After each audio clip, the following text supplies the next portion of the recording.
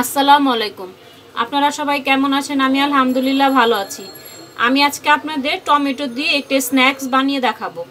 এজন্য এখানে পরিমাণ মতো বেসন নিয়ে নিছি, আর এখানে 1 চামচ কর্নফ্লাওয়ার দিয়ে দিলাম, আরও হাফ চামচ দিয়ে দিলাম, তাহলে নাস্তাটা অনেক ক্রিস্পি হবে। এখানে আমি বেশ কিছুটা শুকনো মশলা নিয়ে নিছি, হলুদের গুঁড়া, লবণ, ধনিয়ার গুঁড়া, লাল মরিচের গুঁড়া। তো এই শুকনো মশলাগুলো সব দিয়ে দিলাম। আর এখানে বেশ কিছুটা টমেটো আমি এমন পাতলা পাতলা করে কেটে নিছি। আপনারা চাইলে আরেকটু চিকন বা মোটা করে কেটে নিতে পারবেন। এখন সমস্ত শুকনা উপকরণগুলো আমি ভালো করে চামচ দিয়ে একটু মিশিয়ে নিতেছি, আর পরিমাণ মতো একটু পানি দিয়ে একদম ঘন একটা ব্যাটার তৈরি করে নিব। ব্যাটারটা তেমন পাতলা করা যাবে না, মোটামুটি একটু ঘন ব্যাটার তৈরি করে নিতে হবে। আমি অল্প অল্প করে পানি দিব আর ভালো করে নাড়াচাড়া দিয়ে মিশিয়ে নিব। ভালো করে আমি নাড়াচাড়া দিয়ে একটি ঘন ব্যাটার তৈরি করে নিতেছি। আমার রান্নাগুলো যদি আপনাদের কাছে একটু হলেও ভালো লাগে, প্লিজ আমার চ্যানেলটি সাবস্ক্রাইব করে আমার পাশে থাকবেন। আর আমার রান্নাগুলো যদি আপনারা প্রতিদিন দেখতে চান, তাহলে সাথে যে বেল বাটন আছে, বেল বাটনটি অন করে রাখবেন। আমি যখনই রান্নার ভিডিও দিব আপনারা নোটিফিকেশন পেয়ে যাবেন। আর আপনারা যারা এই ভিডিওটা ফেসবুক থেকে দেখবেন, প্লিজ লাইক অ্যান্ড ফলো দিয়ে আমার পাশে থাকার অনুরোধ রইল। দেখেন বন্ধুরা, সমস্ত উপকরণগুলো আমি ভালো করে মিশিয়ে নিছি আর একটি ঘন ব্যাটার তৈরি করে নিছি। এই পর্যায়ে আমি 1 চামচ বেকিং পাউডার দিয়ে দিলাম, তাহলে নাস্তাটা অনেক ক্রিস্পি হবে। এখন ভালো করে আমি আবারও মিশিয়ে নিতেছি। আপনারা একবার হলেও আমার এই রেসিপিটি বাসায় ট্রাই করবেন, অনেক ভালো লাগবে।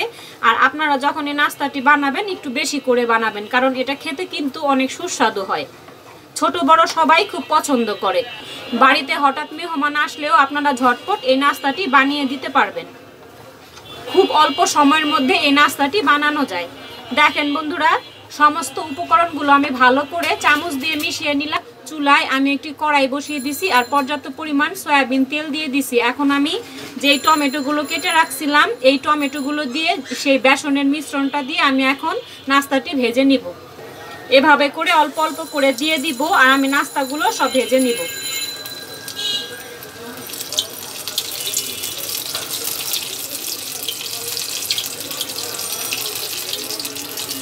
হালকা বাদামি কালার করে নাস্তাগুলো আমি সব ভেজে নিলাম। এখন আমি এটা উঠিয়ে ফেলতেছি। আমি আরও কিছু নাস্তা এইভাবে ব্রাউন কালার করে ভেজে নিতেছি। এই নাস্তাগুলোর নাম তো আমি সঠিকভাবে বলতে পারবো না, কিন্তু আমি এই নাস্তাগুলোর নাম দিলাম টেটুনি রেসিপি। আপনারা চাইলে অন্য যে কোনো নাম দিয়ে ডাকতে পারেন, কিন্তু আমি আজকে এই নাস্তাটির নাম দিলাম টেটুনি রেসিপি। তো আমার টেটুনি রেসিপিটা আপনাদের কাছে কেমন লাগতেছে আপনারা প্লিজ একটু কমেন্ট বক্সে কমেন্ট করে জানাবেন। আর আপনারা প্লিজ একবার হলেও এই রেসিপিটা বাসায় ট্রাই করবেন, অনেক ভালো লাগবে। ফুলকো ফুলকো টেটুনি আমি আজকে আপনাদের ভেজে দেখালাম। আমার আজকে টেটুনি রেসিপিটা আপনাদের কাছে কেমন লাগলো আপনারা প্লিজ একটু কমেন্ট বক্সে কমেন্ট করে জানাবেন। আপনারা একবার হলেও প্লিজ এই রেসিপিটি বাসায় ট্রাই করবেন, অনেক ভালো লাগবে আপনাদের। আর ছোট বড় সবাই কিন্তু খুব পছন্দ করবে এই টেটুনি রেসিপিটা। একটি আপনাদের ভেঙে দেখাচ্ছি, ভিতরে কেমন সফট হল আর উপর দিয়ে কিন্তু একদম ক্রিস্পি হয়েছে। দেখেন এই যে, এটা খেতে কিন্তু অনেক সুস্বাদু হয়। আপনারা একবার হলেও বাসায় ট্রাই করবেন, অনেক ভালো লাগবে।